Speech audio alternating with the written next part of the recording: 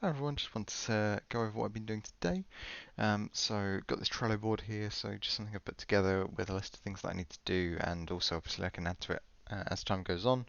This is, going to be a huge help now that I've sort of decided to expand the scope of the project. So, very much thinking that that's going to be a fairly huge help.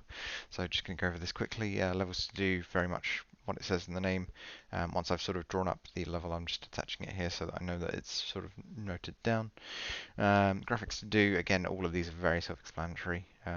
Player hurt particles, for example, you get hurt, you spawn particles, sort of thing. Sound to do, looks like, again, fairly self-explanatory.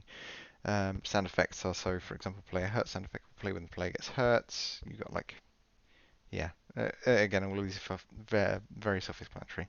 The music itself, now the first piece of music that um, I've sort of got in the game was one made by the creator of the original game that this is based off of. I commissioned him to do a piece for this game because I thought it would be a nice little callback and also as a sort of thank you for um, making such a good game. Give him the business, so to speak. So that was that. But then obviously, as I'm sure you saw the other day, when you're in the boss, for example, it's not exactly the most fitting piece of music. And I think that it would get a bit stagnant if it was always the only piece of music playing. So I've got some other pieces of music here that I'm gonna put together myself and see how they fit in.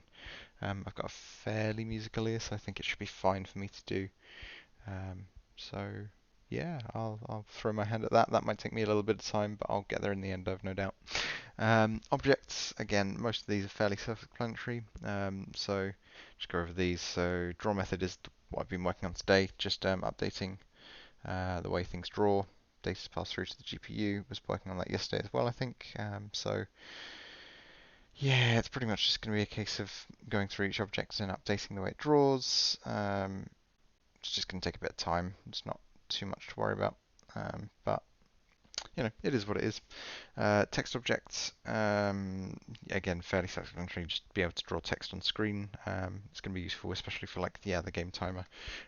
Just want to be able to draw it in like the bottom left-hand corner if the player wants it, so that they can see how long they've been playing. That'd be very useful for sort of playing through it at speed. I'm looking to try and adapt for speed runners as much as I can. So things like that I think really add to the experience. Um, Spawning barriers to prevent traveling on screen. Just once you've gone past a sort of threshold, a barrier spawns behind you, so you can't go backwards. Um, War2 Boss death animation, because at the moment it just sort of disappears. I want to make it have like a sort of fly around the screen and vanish kind of animation going on. Add Z press toggle box. So this is an item I actually made previously. It just sort of somehow stops working at some point. I think I might have broken the event that it relies on. I don't entirely know how, so I just need to go look at that. So maybe actually that should be under bugs rather than objects, but it's debatable. And then the War2 Boss, so very similar to the War1 Boss, but it moves at you pretty much and then shoots at you after that. But the concept's the same. There's a puck and a color box, and then you just need to shoot it with the puck of the right color. But I'm going to have the puck and the color box moving sort of the opposite ways around the room. So if the puck box is going, left down, the color box will be going right up on the opposite side of it. So, that one might need a bit of tuning given how much sort of moving stuff there is, but we will see. Now, let me see here. So, game logic and miscellaneous. There's not really too much to go over here. So just go from the ground up. Game timer, very much what it says on the tin. Just want to be able to display how long the player's been playing, and then also that way I can sort of save people's best times in game and show that off and such. Pause menu, it's really a menu. You've got when you pause, so continue, retry, which will just throw the restart option, or quit, maybe like an in-game options menu as well. Just for like changing between full screen, volume, all that sort of stuff. Tidy up debug menu, so I've got some debug functionality in the game at the moment, such as drawing hitboxes and such. I just want to offer that to the player because I think it's quite a nice little feature. I know a lot of people like playing around with that sort of thing, so I might add some debug functionality as well, like spawning a bunch of objects, where your mouse cursor is. I'm going to need to capture mouse cursor events anyway for the title screen.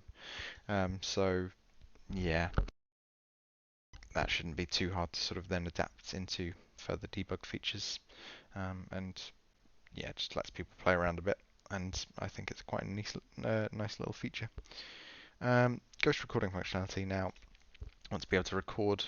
It's either going to be either a player's inputs and then replicate them back into an object that behaves the exact same way as the player object, or I'm going to have it so that it records just your XY position and your facing direction and your rotation, etc. Each frame, and then I can feed that back in and have it essentially just play back your ghost. So you can race against yourself, and I'm going to have like a developer time in there as well, just because again, I quite like the idea of offering some speedrun functionality, and this is something that I think personally could be quite nice. Just to, say for example, you could download the world record holder's Ghost and just play against it, see what they do. I think that'd be a quite nice, just a nice little feature. In terms of, ease of creation, that one feels like it's going to take me a lot of time to get perfect. I think there's a lot that can go wrong in that sort of thing. But I'm going to give it a fairly good go. That's something I'm fairly happy to spend a lot of time on because I think it's a really, really cool function. So yeah, title screen obviously and title options screen, that's just going to have a few more options than the in-game one because there's a few things I don't want you changing sort of mid-playthrough that might just sort of interrupt the gaming experience. And then this one here I'd just like to go over quickly. So colorblindness functionality. The whole point of the game is color puzzles, so if you're colorblind it kind of ruins the whole game for you. So it should be something that I can actually deal with fairly easily. So what at the moment is happening, I've got like two versions of color. So if I pop this open, I've got a class called color labels. That's way too big. Labels. And this is literally just, what you would refer to the color as, yeah. So white or red, green. And that makes it very easy for me to compare between two objects and see if they are the same color. So for example, if object A has green, quote unquote, and so does object 2, then you can have an interaction based on that. Whereas if I'm trying to compare 4 different float values, which is how the graphics card takes the data, then that's just a lot of extra math every time I want to compare color. So then to get that into color for the GPU, what I've got is a function which is just color to float. And it just literally returns the color you send it as 4 float values in a float 4 object. So 1, 1, 0, and then alpha value of 1. So it's RGBA. So in this case, this would be red and green becomes orange, I think, in the context of these colors. Might be yellow, but I'm not too sure on that. Can't remember. Not actually had to look at this for a while. But then say for example I'm in red color blindness mode. What I can do is I can actually return more or less intense red and green variables and have the red aspect of it completely blocked out. So in terms of functionality, all it's going to be is just adapting this function here to return different values based on the color blindness mode, which actually is something that I think could be done very, very easily. So yeah, that's just something that it'll take a little while to get sort of perfect, but in terms of actually doing it, it'll be really, really easy. And I think that adds, a lot of accessibility, given the whole point of the game is, based on color. So yeah, that's a really interesting thing to sort of discuss and go over. And then I've just got any bugs that need fixing, so the strafing, for example. And obviously this is anything that's done. Now I didn't have cards before this, so there's nothing on here at the moment. Hopefully I'll be able to cross this one off the list very soon, but yeah, that's pretty much it for today. Thank you so much for watching. Hopefully tomorrow in the 30-day recap I'll have something fairly good to show off. But that's it for now. Everyone take care.